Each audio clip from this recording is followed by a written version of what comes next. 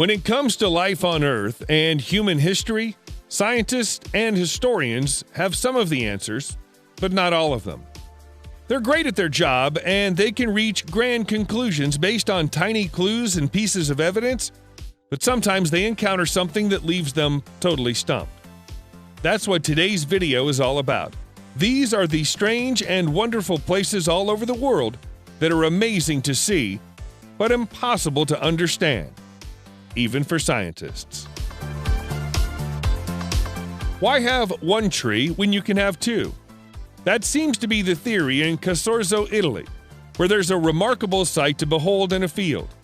It's two trees in one, and they're completely different species of tree. The bottom one is a mulberry tree, but it has a cherry tree growing on top of it. It's a sort of hybrid duplex of the kind that very rarely occurs in nature. While smaller trees do occasionally grow on top of larger ones, it's very unusual to see two fully grown trees cohabiting and thriving like this. Usually, one of the tree's good health will come at the expense of the other, and it's usually the tree on top that suffers. As the beautiful white flowers on the cherry tree demonstrate, that isn't the case here. Unsurprisingly, the strange tree has become a tourist attraction for the area, although it's had to be fenced off for its own protection so that people don't get too close. Climbing it is illegal. Mystery surrounds the origins of the Hedenter in Austria. It's believed to have been built during the reign of the Roman Emperor Constantius II, who ruled between the years of 351 and 361, but that's little more than a best guess. The ancient Romans sometimes built structures like this to mark the site of significant military victories. That would make a degree of sense, because the ancient city of Carnuntum once existed in this spot and played host to around 50,000 people surrounded by a walled fortress. The settlement is long gone, but the one remaining arch of this building remains. For several centuries, it was misunderstood as the gateway to the old city. As so little of its true history is known, plenty of myths and legends have grown up around the Hedenter. It's become a popular gathering spot for pagans who refer to it as Heaven's Gate for reasons unknown. If it really was a Roman tetrapylon, it would probably have a statue of either an emperor or a god in the middle of it. But there's no sign of it today. There's a clue in the name of Envatinit Island in Kenya that tells you a lot about how the Kenyans feel about it. The name of the strange-looking island, which is on Lake Turkana, translates as "no return." That ties in with the myths and legends that surround the place, which suggest that nobody who enters it will ever return. In 1935, English explorer Vivian Fush decided to test that theory by visiting it with colleagues Bill Dayson and Martin Shelfels on a research mission. But when they failed to return, it only served to reinforce the legends. While some conspiracy theorists claim that the island contains an alien base full of extraterrestrial beings who will abduct anybody who gets too close, the Kenyan belief is that those who descend into the enormous crater at the island's center will be struck by lightning and obliterated. Photographs taken by planes that have flown over the crater show what appear to be the remains of ancient huts at its center, but nobody's been brave enough to go and inspect it with their own eyes for a very long time. Perhaps that's for the best. There are many ancient and wonderful temples in Syria, most of which have their own fascinating story to tell, but the fascination with the Temple of Ain Dara is especially strong. That's mostly because of the huge human foot imprints that appear at the entrance to the temple. They've been there for at least as long as the temple has, which is at least 3,300 years. And there's disagreement about how they got there. Scientists and archaeologists say that they were carved by the same people who built the temple and are intended to represent the procession of the gods into the temple's inner chambers. But many local legends say that the temple itself was visited by a great god with clawed feet who left the imprints himself. Yet another school of thought says that the people who built the temple were giants and they left the footprints behind. There are many tales of giant humans living in this part of the world during ancient times, and the footprints are the first thing that the people who believe these stories point to as evidence. Sadly, the temple was badly damaged after being hit by a Turkish air raid in 2018, but the footprints survived. Most people who visit Egypt also visit the Great Pyramid of Giza, which is a spectacular sight to see. But if a few more of them could be persuaded to drive a further 20 minutes to Abu Ghraib, it wouldn't be such a little-known secret. The old city contains a structure that is, or at least was, a sun temple and was dedicated to the great god Ra. It was built somewhere around 2,400 years ago and used to have a stepped pyramid of its own. From ancient Egyptian historical records, we know that there were once 6 sun temples at Abu Ghraib, but only 2 remain today. They're ruins today, as the colossal stone obelisk that once marked the westernmost point of Abu Ghraib, the massive red granite blocks that are scattered across the area, are a puzzle for archaeologists. They appear to have been precision engineered with polished surfaces and holes so smooth that they must surely have been made using advanced drilling technology. As if that weren't mysterious enough, there are also several square alabaster dishes that contain markings akin to the gears of an engine. Did the people who lived here have access to advanced technology? If so, what happened to it? And to them? Once upon a time, Barsak Elmas was an island in the Aral Sea. These days, the water level is a little lower than it was in ancient times, and it's now a plateau in Kizilorda, Kazakhstan. Much like Avitinet Island in Kenya, this is said to be a place that people visit and never return from. Even the name, which translated from its original Turkic language, means whoever comes here shall not return. In 1939, it was declared a national reserve and was closed off to visitors for the remainder of the 20th century. Nobody knows what the Soviets did there during those years, but there are plenty of rumors that it was used for top-secret research. Even today, electronic devices fail as you get close, and navigational equipment stops working. There have been documented cases of people's skin turning blue after spending too long at or close to the plateau, and a commonly told legend about a group of nomads who stayed here for what they believed to be a year, only to return to civilization to find that 3 decades had passed. It's a mysterious and seemingly supernatural place. Amid the ruins of Amman in Jordan, where you'll find the crumbling shells of temples and palaces, you'll also find the shattered remnants of a giant human hand made from stone.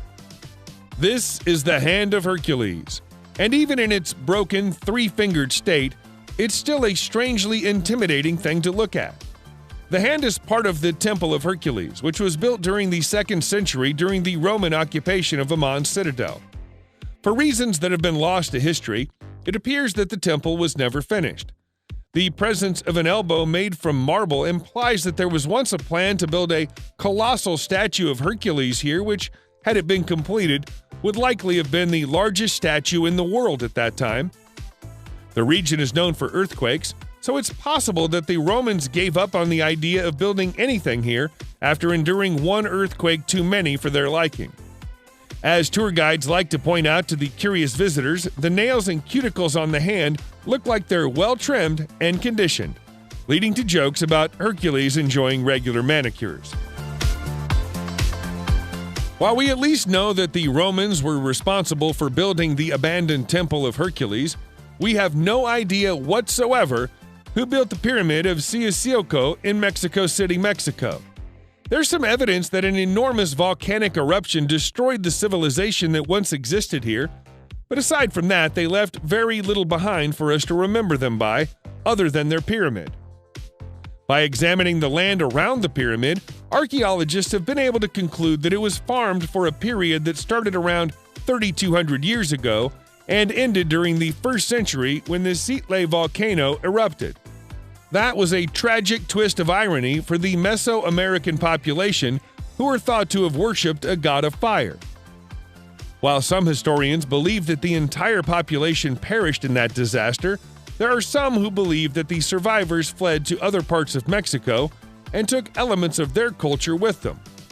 Eventually playing a role in the rise of Teotihuacan, while there are no humans living here anymore, there's a thriving population of rattlesnakes and tarantulas. making it a somewhat hazardous place to visit. The mystery of the lost city of the Kalahari is an existential one, by which we mean that there's controversy about the question of whether it really exists at all. The story begins in 1885, when the Canadian magician and explorer William Leonard Hunt, also known as the Great Farini, claimed to have found an empty city of ancient ruins while crossing the Kalahari Desert on foot. In his report to the Royal Geographic Society, he spoke of seeing half-buried ruins, shattered temples, burial grounds, and semi-collapsed walls.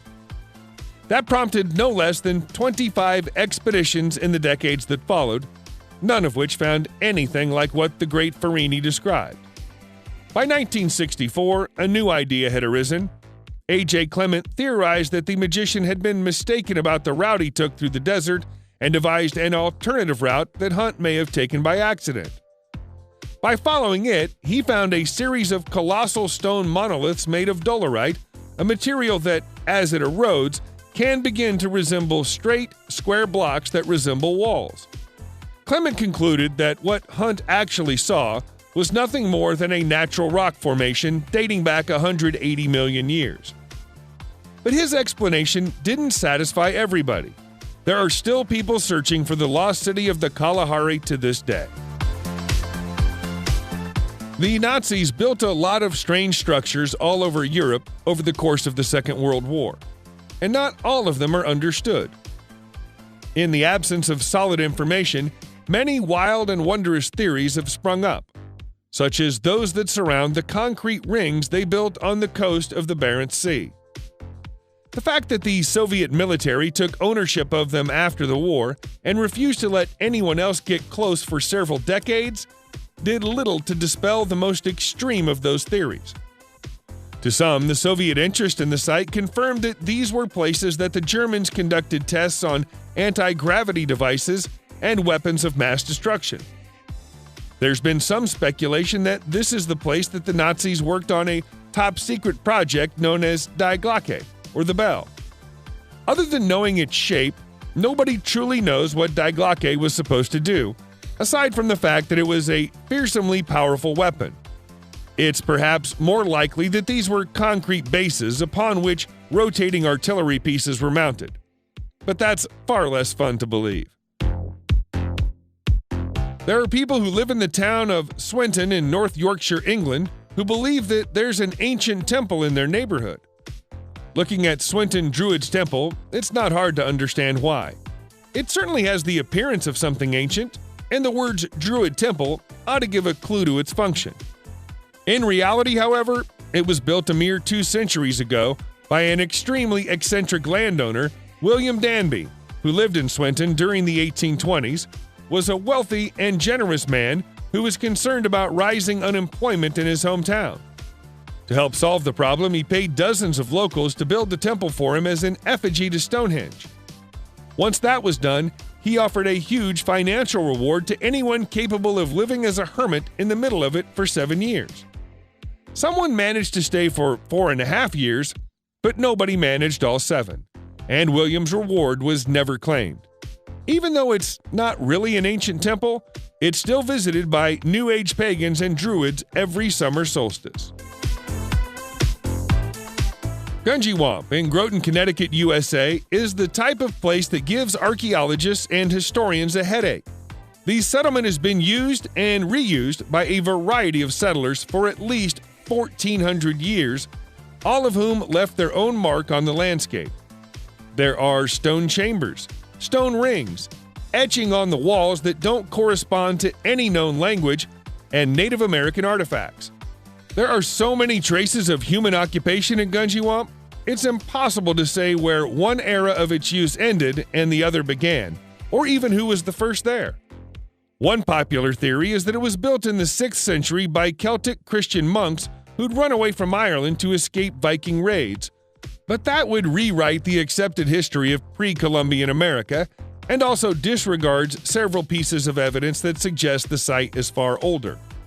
Occasional spikes in electromagnetic activity have been detected at Gungy, which scientists put down to the composition of magnetite, granite, and quartz rocks. But conspiracy theorists buy into the idea that it's either an alien base or an energy vortex. One lithic stone tool found buried here is at least 3,500 years old, which blows a hole in the Celtic monk theory. We don't know whether it was built in stages or all at once, and frustratingly, we probably never will. Subscribe to the channel and turn on notifications, and you will be the first to know when a new video comes out. Thank you for watching, and see you in the next video.